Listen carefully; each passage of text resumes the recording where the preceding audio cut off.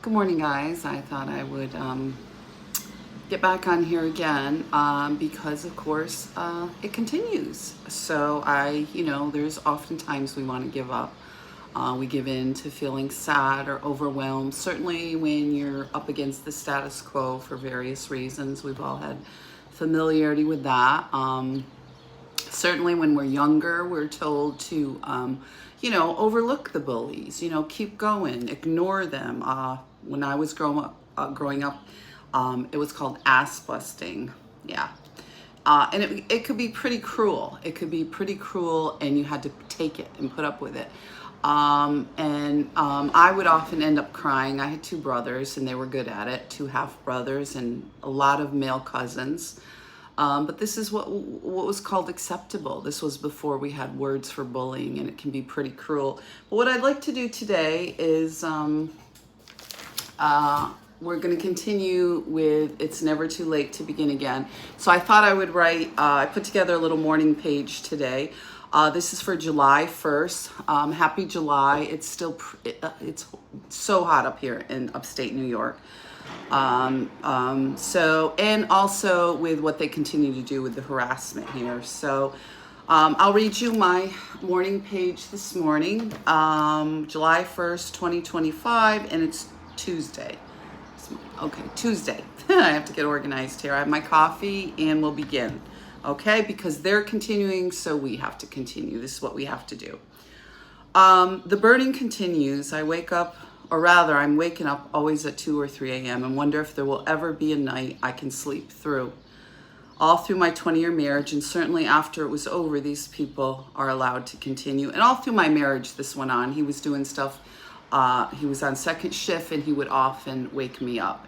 And when I was first married, I thought, of course you have to, accommodate your new partner and your husband. And I would get up, see if he wanted something to eat, sit with him a little while. But it got worse and worse, and I just didn't know why I wasn't sleeping at all. And certainly I found out it was deliberate.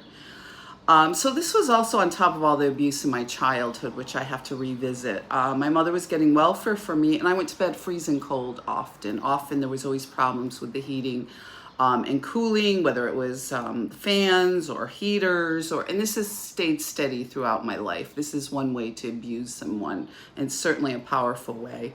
She would go on and on. She had no money. It was often, we'll put on a sweater. Who are you? She would call me Miss High and Mighty if I asked, and normally I did. And I learned not to ask for anything. I learned not to complain about anything. And I learned to make my own money. Certainly at that time, people wonder why little girls like me don't play with dolls. We don't need to. We're babysitting all the time. So we're like up to our eyeballs. And, certainly you don't have to have your own children to know how to take care of children. But that's a whole other... I'm not saying that, it's one is the other, but it's certainly, men can learn to take care of children too. So you'll table that for a minute.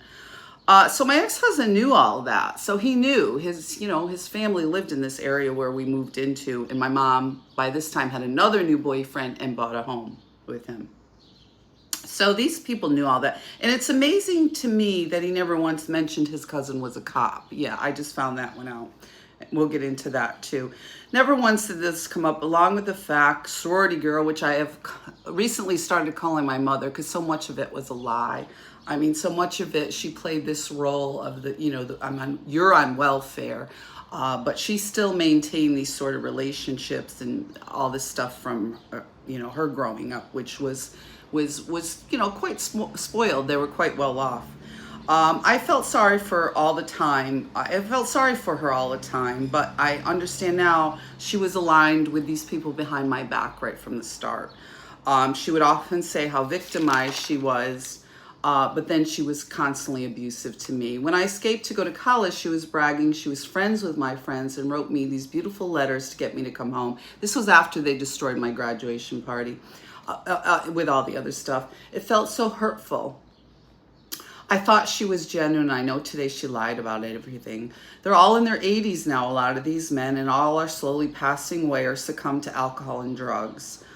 Victims themselves, because some of these young men, I had a lot of male cousins. One had committed suicide.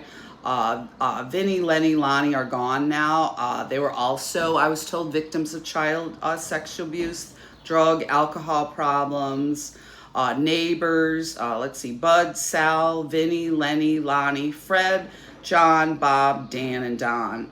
But their family and friends continue. I went to Target. I got this cute little tank top. I got this little, they're having some great sales there. I got this little, a little jewelry box for like $4. It's beautiful. They're having a lot of great sales there if you get a chance. I personally don't know the ins and outs of the concern with showing or having displays to reflect other, other points of view. I know the larger size models were so refreshing and beautiful. I applaud them in their bravery. Certainly child sex abuse victims does cause eating disorders, like in my case, or other issues surrounding body image, and I'd like to get more into that.